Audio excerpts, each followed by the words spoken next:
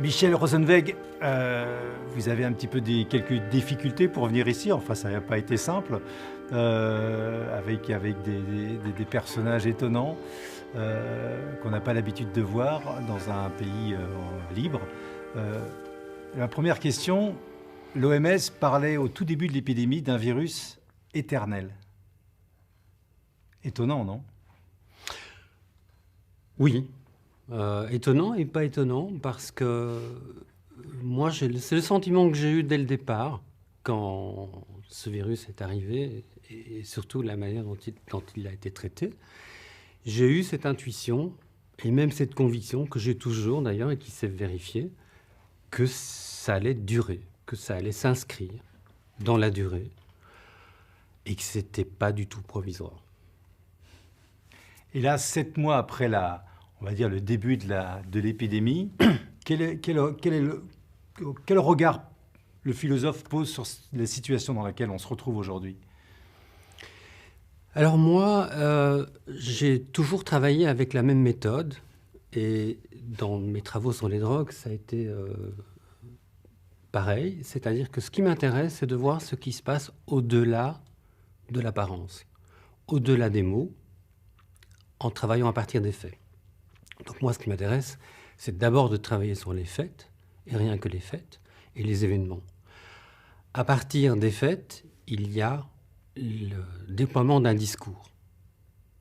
Et le discours, forcément, perd une part de ce qui se passe dans la réalité. C'est la grosse différence qui existe entre la carte et le territoire. C'est une notion qui a été mise au point par un des pères de la PNL, Korminski, si mes souvenirs sont bons. Et donc, c'est ça qui est intéressant, c'est de pouvoir voir quel est le sens qui se dégage finalement du discours sur l'objet. Donc, ça a toujours été ma démarche, une démarche qui se situe entre l'épistémologie, la phénoménologie, la linguistique, la psychanalyse aussi, c'est de pouvoir dégager un sens à partir de ce qui se dit. Et bien entendu, il y a toujours un écart énorme entre ce qui se dit, la représentation des faits et des événements, et la réalité elle-même. Mais c'est vrai dans tous les domaines.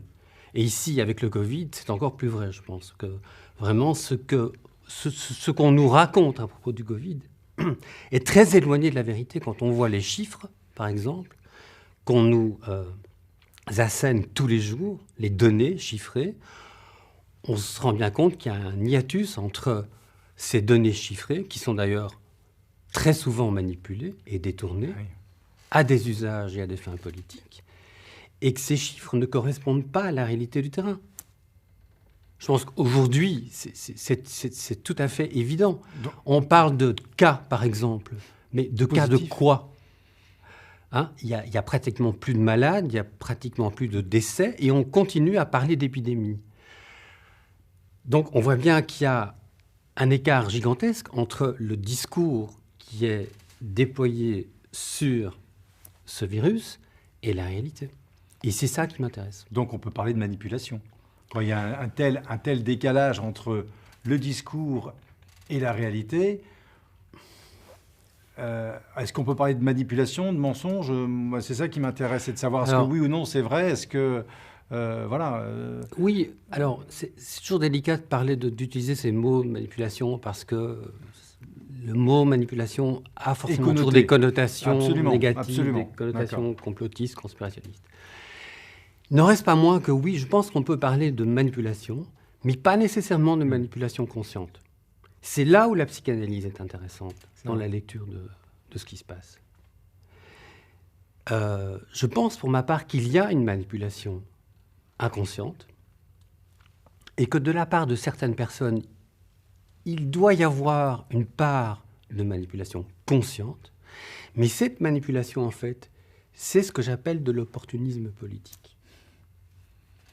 C'est-à-dire qu'on a une virose qui est arrivée, donc c'est indéniable, okay, il y a eu un virus, bon, d'accord. Maintenant, il y a ce qu'on en a fait. Et c'est là où l'opportunisme politique s'apparente à une manipulation pour arriver à finalement en faire autre chose qu'une épidémie. En faire quoi? Ce que souvent, ce que je ne cesse de répéter, c'est que je pense qu'il n'y a pas d'épidémie de cas, il y a une épidémie de tests, il y a une inflation du langage, il y a beaucoup d'imaginaire, il y a beaucoup de peur. Mais quand on regarde les réalités, je pense qu'il y a quand même pas mal de scientifiques et de médecins aujourd'hui qui osent le dire, notamment le professeur Toussaint, qui le dit de plus en plus, il n'y a plus d'épidémie. Or, nous continuons à traiter, on continue à traiter, les gouvernements continuent à traiter, le biopouvoir continue à traiter le Covid comme s'il y avait encore une épidémie. Pour un tas de raisons. La première raison, c'est qu'ils veulent se prémunir de la gestion désastreuse du mois d'avril. Mais le résultat, c'est qu'on est rentré, on a basculé dans une espèce de dystopie, pour employer quand même des mots adéquats, une dystopie orwellienne et huxleyienne. C'est que vous parliez de mon arrivée, j'ai pris le train à Bruxelles et qu'est-ce qui s'est passé? J'arrive, le quai est pratiquement désert, il n'y a plus personne qui prend le Thalys. Or, entre Bruxelles et Paris, c'est comme un RER, il y a 22 trains par jour, c'est un train toutes les demi-heures. Qu'est-ce qu'on voit avec les restrictions de mouvement? C'est qu'il n'y a plus personne qui prend le train et que quand on arrive sur le quai, on a des policiers en armes qui viennent vérifier si vous avez bien le masque et qui patrouillent dans le train.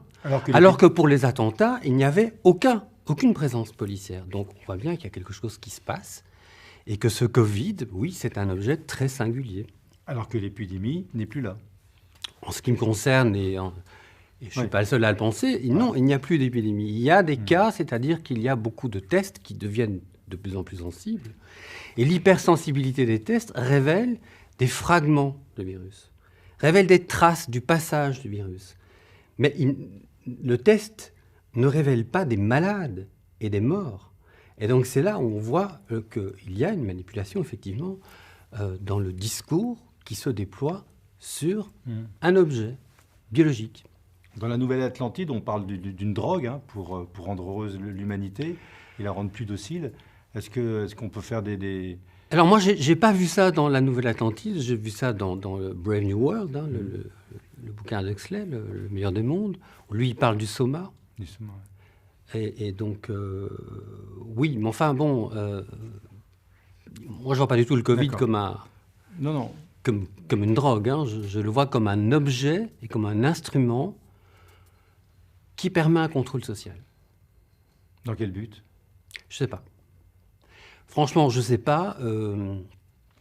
Moi, je me garde d'aller dans le champ des spéculations.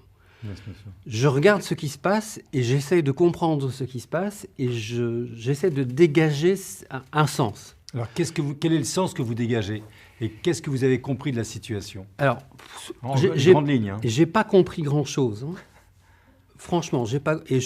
Encore une fois, je ne suis pas le seul. Quand j'entends le professeur Raoult parler, lui aussi, il ne comprend pas grand-chose. Quand il dit « je ne comprends rien au symbolique », il n'a pas tort. Parce que ce qui s'est passé avec l'hydroxychloroquine, et comme il dit, c'est une bouffée délirante, mais c'est vraiment une bouffée collective délirante. Moi, quand cette histoire, parler de ça, c'est important, quand cette histoire est arrivée, j'ai écrit 2 ou 3 articles là-dessus, parce qu'il se fait que j'ai beaucoup de compétences et beaucoup de connaissances en biologie moléculaire, et surtout au niveau de la notion de toxicité est quelque chose de quand même très, très, très, très précis. Et quand j'ai vu qu'on interdisait du jour au lendemain une molécule dont la toxicité était extrêmement mince, extrêmement faible, à des motifs quand même extrêmement suspects, je me suis dit, il s'est passé quelque chose. Alors, est-ce que c'est une bouffée délirante collective? Et c'est quelque chose de prémédité? Je n'en sais absolument rien, mais c'est vrai que ça s'est produit au niveau quasi mondial. C'est parti de la France, mais c'est parti dans tous les sens. Et donc, moi, je ne comprends pas grand-chose à ce qui se passe. En revanche, je vois ce qui se passe. Et ce que je vois, c'est qu'on a vraiment basculé avec cette épidémie qui a eu lieu. On a quand même basculé dans ce que j'ai appelé ce qu'on appelle une dystopie, c'est-à-dire dans une gouvernance dont le premier objet, la priorité, n'est pas, selon moi, sanitaire, mais politique. Quand on voit ce qui se passe, je vais donner l'exemple du Thalys que j'ai pris ce matin, on est dans un contrôle politique. C'est plus un contrôle sanitaire parce qu'aujourd'hui, il n'y a plus d'épidémie. Donc pourquoi est-ce qu'on impose aux gens de porter le masque à l'extérieur alors qu'on sait très bien qu'il n'y a aucun scientifique qui aurait l'audace de dire que ça sert à quelque chose? On sait très bien que ça ne sert à rien à l'extérieur. Pourquoi on nous impose toutes ces mesures sanitaires s'il n'y a plus de maladies, s'il n'y a plus d'épidémie? Donc la seule réponse que moi j'arrive à fournir, c'est que dans les faits, ça débouche sur un contrôle social de masse. Un médecin ministre qui interdit un traitement qui marche et qui, dans le même temps, remet en circulation un traitement qui est censé abréger la vie, ça veut dire quoi? Écoutez, ça a été un événement c'est quand même un médecin, quoi. Dramatique. Et j'ai aussi, quand ça s'est produit, j'ai produit quelques textes là-dessus. Moi, ça m'a frappé, mais au-delà du choc, ça m'a bouleversé parce que, oui, dans les faits, on a interdit un traitement qui semblait marcher à l'IHU de Marseille. Et même si ça n'est que 4000 personnes, c'est quand même 4000 personnes. Et d'un autre côté, on a incité les médecins à prescrire du Rivotril, ce qui est quand même une manière d'accélérer le processus de la fin de la vie. Donc, il y a un parfum, je vais dire ça comme ça, un parfum d'eugénisme qui flotte sur cette affaire de on interdit un traitement qui semble marcher et on décrète tout d'un coup qu'une molécule qui a été bouffée par des milliards de personnes sans risque, on l'interdit, et de l'autre côté, on encourage la prescription d'une molécule qui accélère la fin de la vie. Donc, ça pose une sérieuse question éthique, politique, éthique, de société. Pourquoi? Moi, je n'ai pas de réponse. Je n'irai pas plus loin, mais je constate les faits, et je veux dire, ce que je dis là est vérifiable. Donc, mais je ne peux pas aller au-delà. La médecine est là pour rassurer, pour soigner. On a l'impression que là, elle est là pour faire peur. Quand on voit certains médecins sur les plateaux de télé, d'ailleurs, je vais vous inviter à réagir sur une vidéo. Oui. Tu parles de la 21. On n'a pas dit que tout ce qu'il a fait était pas bien, mais quand vous avez un produit, il y a des preuves qui montrent que ça marche pas, et vous dites prenez de l'hydroxychloroquine, vous serez protégé. C'est comme quand vous aviez la BD de Lucky Luke avec le remède miracle, où on dit aux gens prenez ça et vous allez être guéri. Pardon, Martin, mais moi j'ai entendu Christian Estrosi dire, mais j'ai été soigné grâce à l'hydroxychloroquine. J'ai été soigné. Il y a cru, la croyance, c'est il a cru peut-être parce qu'il a vécu cela et il s'est dit quand j'ai pris ce médicament, j'ai plus eu de fièvre et ça allait mieux. Oui, mais c'est pas vrai. Sauf que c'est pas vrai. Sinon on l'aurait vu dans les études. Donc en fait, il y a le hasard qui fait qu'il a été mieux et lui, il a beaucoup de hasard. Il a imputé ça, l'hydroxychloroquine, et c'est là qu'on voit qu'il faut que la science intervienne dans la médecine. Sinon, je suis désolé, c'est du charlatanisme. On peut dire tout ce qu'on veut. On se retrouve là, otage entre des scientifiques sur les plateaux télévision qui s'entre-déchirent, c'est insupportable. Oui, c'est insupportable. En même temps, selon l'expression consacrée, je trouve que c'est pas plus mal parce que ça a révélé une chose qui est banale pour les professionnels de la santé. Moi, j'ai fréquenté des médecins, des scientifiques, des pharmacologues, des biologistes pendant toute ma carrière.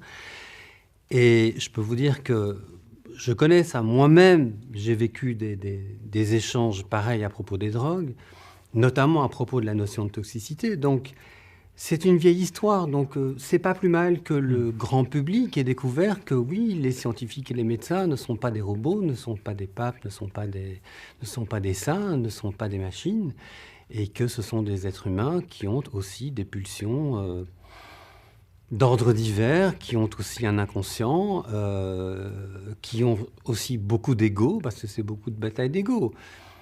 Ça n'en reste pas moins très insupportable d'entendre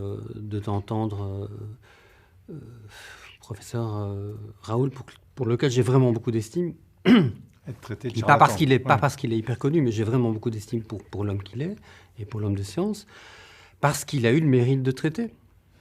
Alors, on ne saura jamais, on ne saura jamais Pourquoi non, on ne saura jamais, je pense, pourquoi l'hydroxychloroquine est devenue une drogue dangereuse. Le temps fera, je pense, la vérité sur cette affaire. Peut-être, mais il y a une question qui continue vraiment à me préoccuper, à me tarauder, c'est pourquoi on ne veut pas aller voir ce qui se passe à Marseille. Parce qu'en fait, c'est ça qui se passe. Encore aujourd'hui, je l'entendais hier chez Darius Rojma, il n'y a personne qui vient voir ce qui se passe. Donc en fait, c'est comme s'il y a une cécité, il y a un regard mutilé sur l'IHU de Marseille. Alors, ils sont tous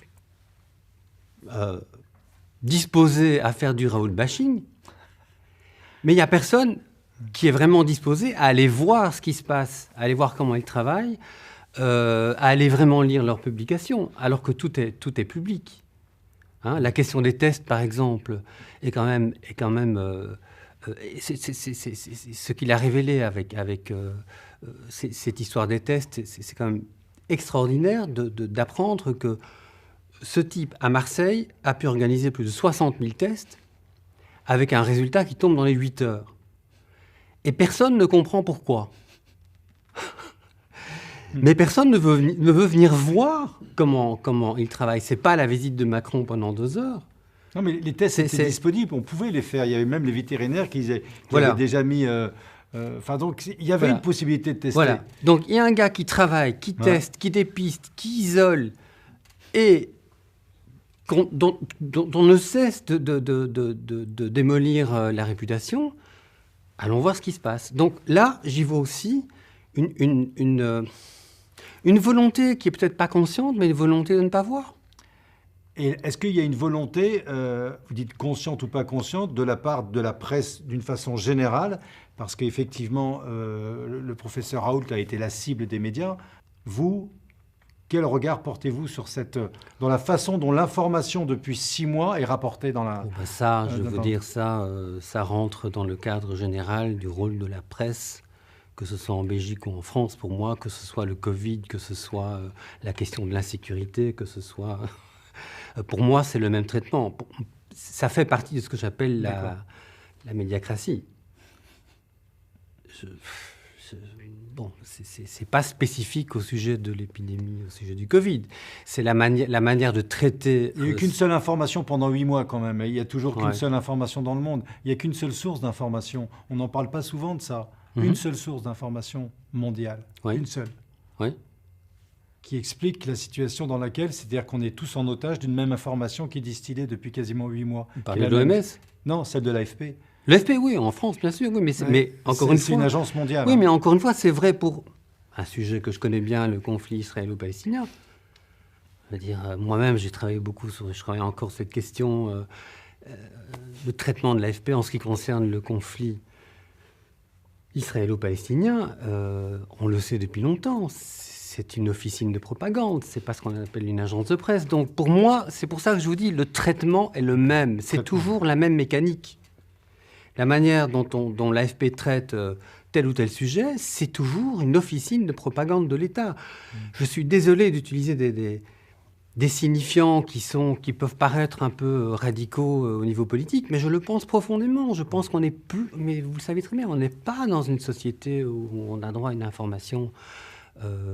une véritable information. On est en gros dans de la propagande. Et on l'a bien vu avec Blaché, c'est de la propagande. La démocratie est malade ? Moi, je pense que la démocratie est en... Sursis ? Non, je pense qu'elle est en semi-coma. Alors là aussi, bon, je ne dis pas que... Alors, je me prends le chou très souvent avec des gens qui viennent me dire « Oui, c'est comme la période pré-nazie ». Non. Ça n'a rien à voir, j'ai écrit un article là-dessus. On n'est pas dans... Il n'y a pas à comparer ce qui se passe maintenant avec le stalinisme, avec le nazisme, avec le maoïsme. On n'est pas là-dedans du tout. Néanmoins, on est quand même dans une confiscation du processus démocratique. Parce que toutes les mesures qui ont été prises en France comme en Belgique ne sont pas passées par la case discussion démocratique. C'est-à-dire qu'on a court-circuité le relais des corps constitués, des corps intermédiaires, du Parlement, des associations. On a demandé l'avis à personne au nom de l'impératif sanitaire, au nom de ce que moi j'appelle une dictature sanitaire, on a édicté des règles sanitaires obligatoires pour toute une population sans passer par le débat démocratique. Donc, à cet égard-là, oui, je pense qu'il y a eu une confiscation du processus démocratique. Et je pense que tous les parlements, toutes les chambres constituées sont en semi-coma. Ouais. Elles dorment. Et elles se laissent. Elles ont aussi donné leur assentiment à ce court-circuitage. Et c'est ça qui est grave. C'est qu'on ne les entend plus. Il y a 200 000 médecins généralistes. On n'en entend pas beaucoup. On en entend quelques-uns. Mais il y a une telle pression également du Conseil de l'Ordre oui. Qui explique aussi que les médecins n'ont pas envie de perdre leur travail, parce que s'ils ne rentrent pas dans le rang, ils sont tout simplement, notamment par rapport au traitement du docteur Raoult. Oui. Comment expliquez-vous quand même qu'il y ait un silence aussi criant? Là, on est dans un débat entre la vie et la mort. Enfin, si toutefois il y avait... là, on n'y est plus, justement. Non, on n'y est plus. On n'est plus du tout Je parle d'avant. Je parle de quand il y avait un traitement disponible et qu'on a retiré aux médecins et que les médecins ne se sont pas opposés à cette... On ne les a pas entendus, en fait, réagir par rapport à cette... c'est ça qui m'intrigue le plus. C'est qu'ils sont 200 000 médecins et on en a entendu 2 ou 3 réagir. Ça m'engage à aller dans un débat qui est vraiment central, qui est très intéressant, c'est la question de l'ordre médical. Ah oui. J'ai beaucoup travaillé sur cette question par rapport aux drogues.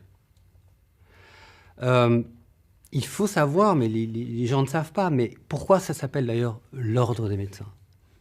L'ordre des médecins fonctionne comme un ordre religieux. C'est une confrérie. C'est une association, c'est une collectivité qui fonctionne comme toutes les sociétés un peu secrètes, je dis un peu secrètes, selon les mêmes règles. L'ordre des médecins est une société extrêmement rigide, et qui tient à ses règles, qui tient à ses prérogatives, et contre lequel il y a peu de recours. Et donc, les médecins, la plupart des médecins, doivent être conformes à l'ordre des médecins. D'ailleurs, regardez ce qui se passe avec Raoult. Il y a une plainte déposée contre lui à l'ordre des médecins. Ouais, mais ça, c'est une vieille histoire. Quand on regarde l'histoire de la médecine, historiquement, elle vient de la religion. Au départ, c'était des prêtres. Des prêtres quitte à renier leur serment d'Hippocrate. Oui, parce que la médecine, je le répète, il faut un peu connaître l'histoire de la médecine. La médecine est sortie de la religion pour s'organiser en ordre médical, mais il y a des reliquats.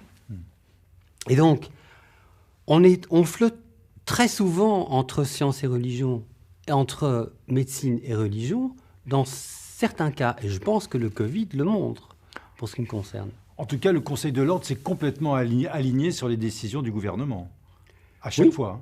Oui. Notamment concernant l'interdiction de l'hydroxychloroquine ou réservée uniquement aux personnages en fin de vie.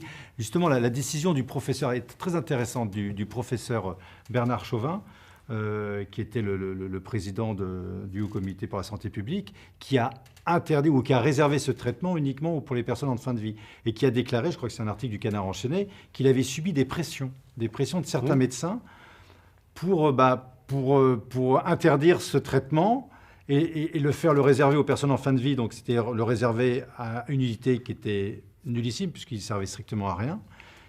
Et en même temps, l'interdire pour les médecins. Oui, ce qui est une manière de montrer qu'il ne marche pas. Puisque Raoult n'a pas cessé de dire que c'est en amont qu'il faut le prescrire. Non, c'est quand même énorme. C'est énorme. Mais il y a plein de choses énormes. Il y a cette histoire-là est énorme, le Rivotril est énorme, le port du masque obligatoire est énorme, et on sait très bien que c'est une décision politique et pas une décision scientifique et médicale. L'histoire du vaccin, il y a beaucoup de choses à dire sur le vaccin, mais le vaccin, comme je l'écris, est devenu l'horizon politique contemporain. Nous ne fonctionnons plus que à l'aune de cet horizon politique, vaccinal. Et tout est organisé en fonction de cette arrivée d'un vaccin qui nous protégerait tous contre ce coronavirus, dont la dangerosité est quand même extrêmement minime quand on voit de nouveau les chiffres. Là encore, on est carte et territoire. Quand on voit le territoire du domaine, l'extension du territoire du domaine du virus, réelle, et quand on voit ce qu'on en fait, c'est nouveau, c'est une bouffée délirante. Pourquoi, d'ailleurs Raoult le dit souvent, pourquoi les gens iraient se vacciner contre un vaccin, contre une maladie plutôt, qui tue 0,3% des gens. Ouais. Et pourquoi le rendrait-on obligatoire? Donc, et on est de nouveau dans une incohérence énorme. Carte, territoire. Maintenant, de nouveau, on peut spéculer. Pourquoi? Je crois qu'il n'y a personne qui peut répondre honnêtement à cette question, sauf les gens qui pratiquent vraiment les vraies idées conspirationnistes et qui se mettent à associer la 5G, le vaccin, le virus, le biopouvoir organisé en pouvoir totalitaire mondial par le nouvel ordre mondial. Bon,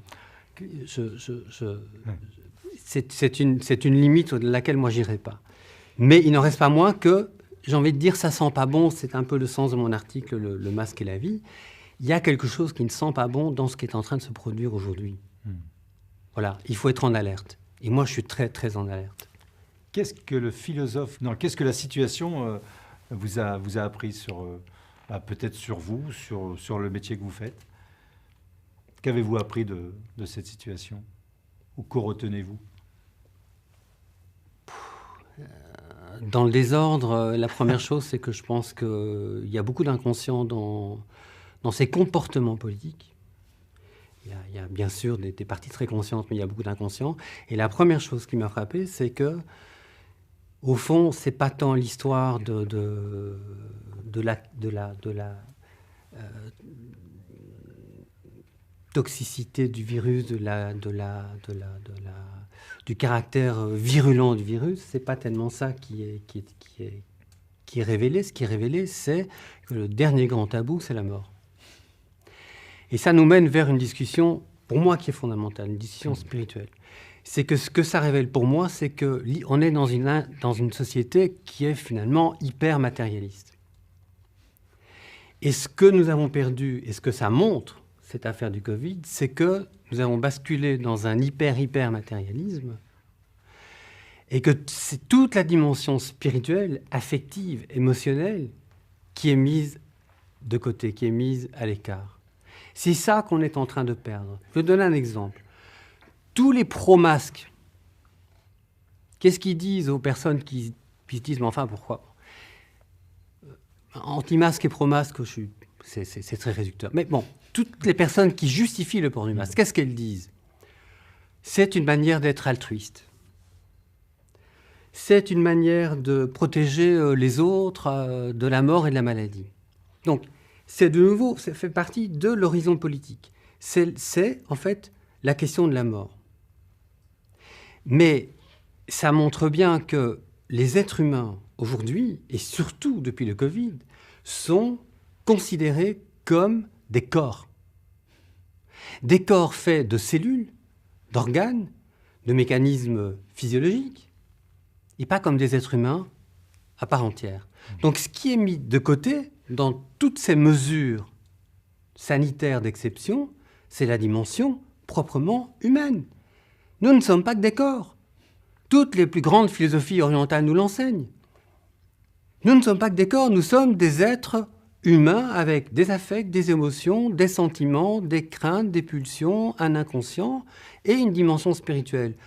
Teilhard de Chardin disait « Nous ne sommes pas des êtres humains faisant une expérience spirituelle, au contraire, nous sommes des êtres spirituels faisant une expérience humaine. » Ça vaut ce que ça vaut. Moi, personnellement, j'y attache beaucoup d'importance.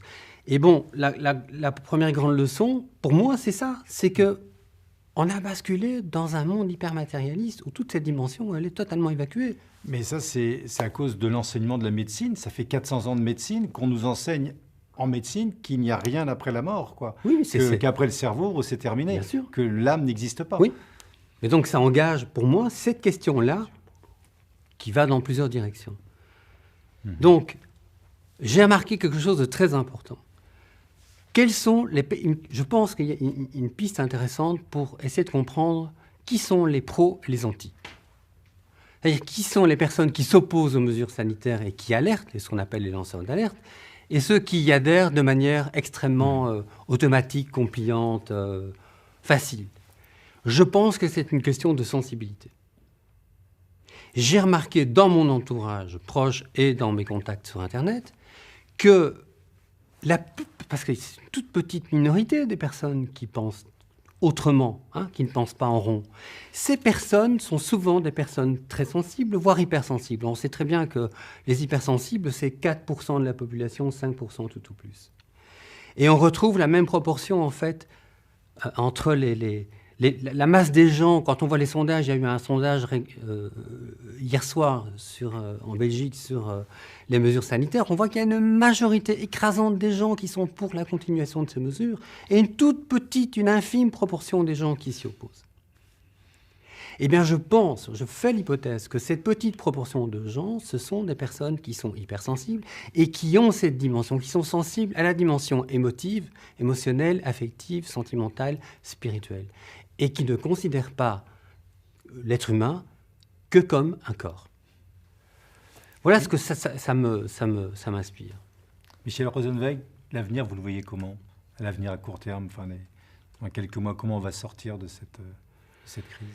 Je ne sais pas, franchement, je suis de nature, je suis quand même un pessimiste, réaliste, donc c'est pas l'optimisme ne fait pas partie de ma nature et de ma personnalité. Ça, c'est aussi toutes mes origines.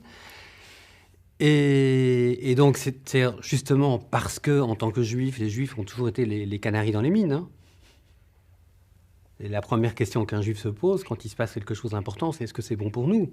Bon. Et donc, c'est pour ça que j'ai écrit cet article avec le canari dans la mine. Quand ça a commencé comme ça, quand je me suis rendu compte qu'en sortant de chez moi, je me faisais accoster par un flic qui me demandait de mettre le masque et que je devais mettre mes coordonnées pour aller boire un verre, etc., je me suis dit, il y a quelque chose qui se passe. Et je me suis dit, je suis le canari dans la mine. Qu'est-ce que c'est que cette histoire de fou? Alors que pendant l'épidémie, pas de masque, machin. Donc, ça ne va pas. Il y a une inconnaissance. Bon. Donc, je ne suis pas optimiste. Je pense qu'on n'en sortira pas avant longtemps. Je pense que ces mesures, et je l'avais vu dès avril, autour de moi, je disais à mes proches, non, ce n'est pas provisoire. On en a pour des mois, si pas des années.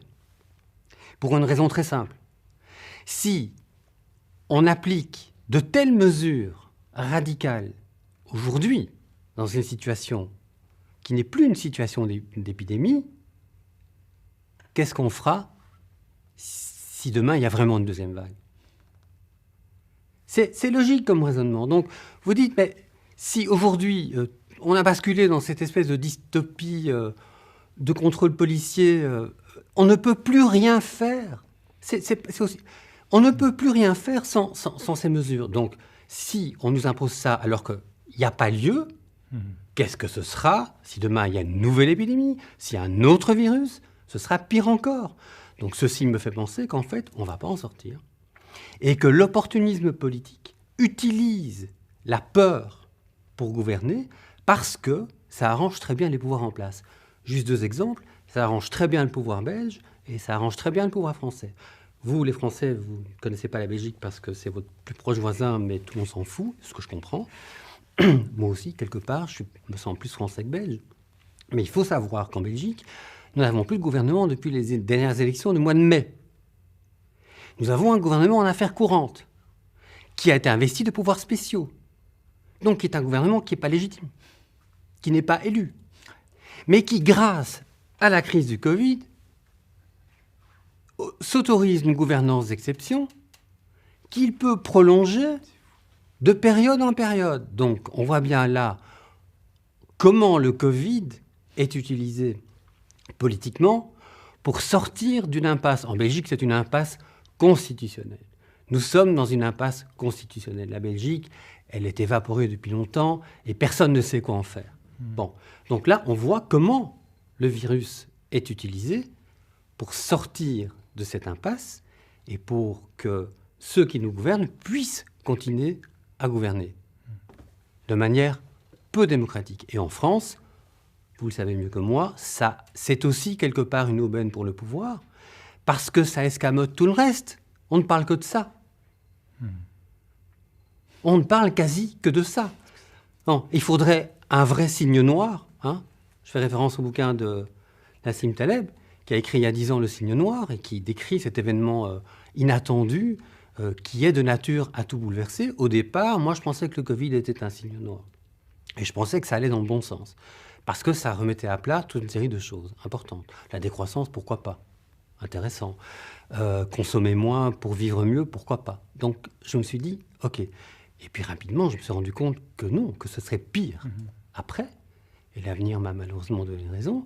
Et donc, je pense qu'il faudra un vrai signe noir pour qu'il y ait une prise de conscience collective. Mais vraiment, un vrai choc. Parce que le Covid a été un choc. Il faudra un deuxième choc, beaucoup plus grave, pour que les gens se réveillent et prennent conscience qu'il y a quelque chose qui se passe. Et qu'on ne vivra plus jamais comme avant. Parce qu'il va y avoir des rhumes bientôt, des grippes, des rhinovirus, des influenza, tout ce que vous voulez. Et donc, il va y avoir un rush, c'est déjà le cas, il va y avoir un rush sur les hôpitaux, on va tout confondre. Excusez-moi, c'est un bordel total. Donc non, je ne suis pas optimiste. Le fait d'avoir trouvé comme ça 700 milliards de nulle part pour indemniser toutes les personnes de ce confinement européen, est-ce que ça joue aujourd'hui dans la passivité, dans l'attentisme de la population? Oui, je pense que ça c'est assez inédit. Moi je suis assez nul en économie. J'ai essayé de comprendre certaines choses, mais je me suis rendu compte quand même que les économistes étaient un peu vaseux sur la question. C'est une science, enfin c'est même pas une science, c'est un domaine que je trouve très, très énigmatique, mais effectivement, contrairement à 1929, on a fait marcher la planche à billets et on a donc maintenu à bout de bras, on a endigué un désastre socio-économique qui aurait pu être de nature, effectivement, à provoquer un choc. Combien de temps ça va durer, j'en sais rien. Encore une fois, j'ai vraiment pas de compétences en économie, mais je suis d'accord avec vous, ces 700 milliards permettent d'éviter un choc. Parce que Et de maintenir la population. Bien sûr, parce que ça ne vous a pas échappé, les bourses ont chuté très gravement pendant quelques jours. C'est tout. Après, elles ont magnifiquement remonté. Et aujourd'hui, les bourses, en tout cas la place financière, se portent très bien. Plus que très bien. D'ailleurs, à ce sujet-là, juste une information, je ne sais pas si vous l'avez, le président de Twitter vient d'investir 25% de sa fortune dans le Covid, dans la Covid maintenant. Twitter, Covid. Oui, le Covid profite. Les données, c'est juste. Le Covid profite au numérique, profite au commerce en ligne, profite à l'accès à distance, profite à tout ça. C'est-à-dire, elle profite aux GAFAM. Alors, encore une fois, on peut constater, ça, c'est pas être conspirationniste de le dire, c'est une évidence, ça profite aux GAFAM. Maintenant, c'est sûr que les 700 milliards, c'est une manière d'éviter un désastre sociologique. Ce n'est que le repousser, parce que si la situation continue, à un moment donné, les gens, ils vont... Sincèrement, je ne sais pas. Et je ne vois pas de raison pour lesquelles ça ne pourrait pas continuer. La planche à billets, ça marche. Voilà, mes compétences en économie, je répète, elles s'arrêtent là. Mais je veux dire, tant qu'on imprimera des milliards de monnaie virtuelle, parce que ça aussi, c'est une question. C'est que l'argent liquide est en train de disparaître. Et on voit bien que là, il y a une corrélation entre le Covid et la disparition de l'argent liquide, puisque... on encourage tous les commerces en ligne, mais aussi les paiements sans intervention du manuportage. Moi-même, j'ai une carte, je peux payer sans mettre mon code. Bon. Il y a des grands milliardaires qui investissent à fond actuellement dans la crypto-monnaie.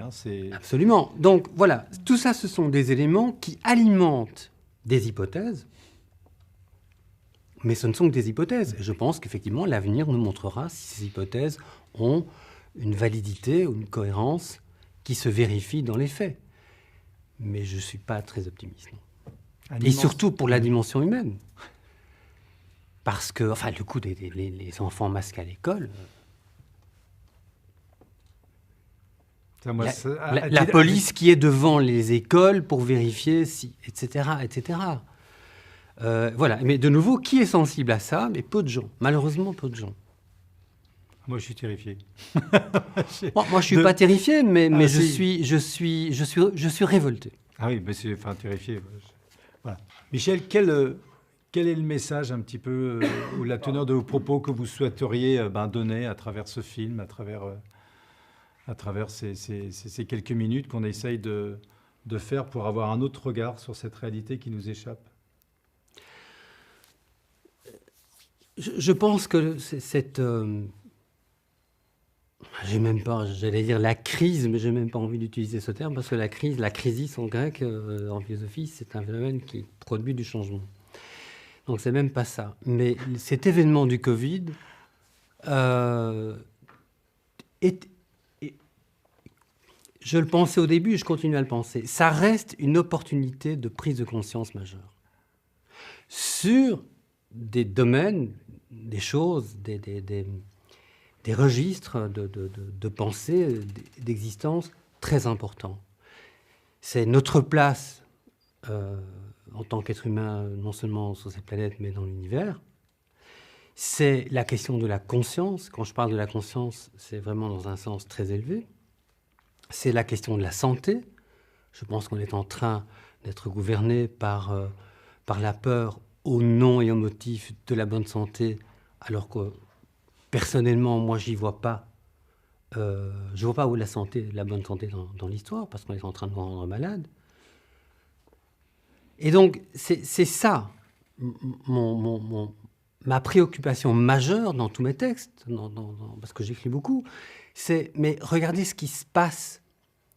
Il est parfaitement vain de partir dans des hypothèses imaginaires, conspirationnistes, tout ce que vous voulez. C'est pas ça. Ce qui est important, c'est de regarder comment dans notre vie quotidienne, ce régime sanitaire d'exception agit. Et c'est ça, moi, pas qui m'effraie, mais qui réveille ma nature rebelle et qui me révolte. C'est que je suis révolté contre la masse des gens qui considèrent que porter un masque, ce n'est rien d'autre, qui n'y voient qu'un bout de tissu. Ça n'est pas qu'un bout de tissu.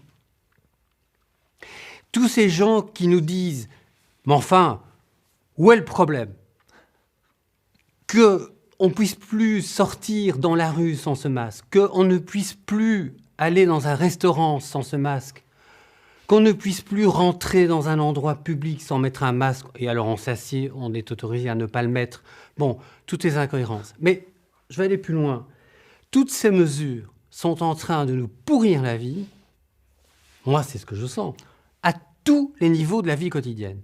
Et donc, ce qui me stupéfie, c'est cette majorité des gens qui ne le voient pas. Il y a une cécité collective sur les incidences et les répercussions existentielles, pas que politiques, existentielles. C'est la vie de tous les jours. Il y a des choses qu'on ne pourra plus faire. Moi, je n'ai pas mis les pieds au cinéma depuis le mois de janvier. Je n'irai plus au cinéma parce que je n'irai pas voir un film masqué, parce que je suis un grand cinéphile et c'est hors de question. Mais c'est vrai pour tout le reste, c'est vrai pour les concerts, c'est vrai pour le théâtre, c'est vrai pour les musées. Vous ne pouvez plus rentrer dans un musée sans un masque. Vous ne pouvez plus faire un pas sans être sous contrôle policier. Donc, c'est ça qui m'importe, c'est de pouvoir montrer aux gens qui ne veulent pas le voir ou qui n'arrivent pas à le voir, pour des tas de raisons, individuelle, personnelle, collective, whatever. Et c'est ça qui me tracasse, c'est que quand on voit les sondages, et c'est pour ça que je suis très pessimiste, je ne vois pas comment on en sortira, puisqu'il y a une majorité écrasante qui donne son assentiment à toutes ces mesures et qui ne perçoivent pas que leur vie quotidienne a changé et qu'elle n'a pas changé vers un bien. Ne plus pouvoir respirer librement alors qu'on n'est plus en épidémie, c'est quand même un truc de fou. Et je vous le confirme, je suis allé, je le dis parce que ça m'a tellement choqué, je suis allé me balader en forêt dimanche, j'ai rencontré des gens qui avaient des masques. Mais oui, mais j'en vois aussi en bagnole qui ont des masques. Et vous verrez, je vais juste continuer, vous verrez, je ne veux pas être un prophète de mauvais augure, mais vous verrez que ça va être crescendo et qu'après, ce sera en voiture. Moi-même, j'ai une collègue infirmière, qui s'est fait verbaliser parce qu'elle n'avait pas le masque en voiture, alors que ce n'est pas du tout obligatoire en voiture. Elle s'est fait arrêter par 2 motards à Bruxelles parce qu'elle n'avait pas le masque en voiture. C'est une plaisanterie. C'est pas une plaisanterie. Elle s'est fait verbaliser pour ce motif. Mais non. Oui. Donc, après, ce sera... Bon, je vais aller plus loin. Hein, après, ce sera comme dans Orwell. Ce sera les caméras à l'intérieur pour voir si vous avez le masque ou pas. Bon. Donc, on est... Mais oui, mais c'est... Alors, mais ça, il faut le dire quand même. Bon, je ne l'invente pas. C'est préconisé, d'accord? Donc, on est bien dans une dystopie hallucinante. Et je pense que l'humanité, là, en tout cas celle qui nous gouverne, elle a perdu la boule. Et si elle n'a pas perdu la boule, et si c'est intentionnel, alors c'est un très, très mauvais cauchemar. Mais là, moi, je ne vais pas plus loin, j'en sais rien. Voilà. Un immense merci, Michel.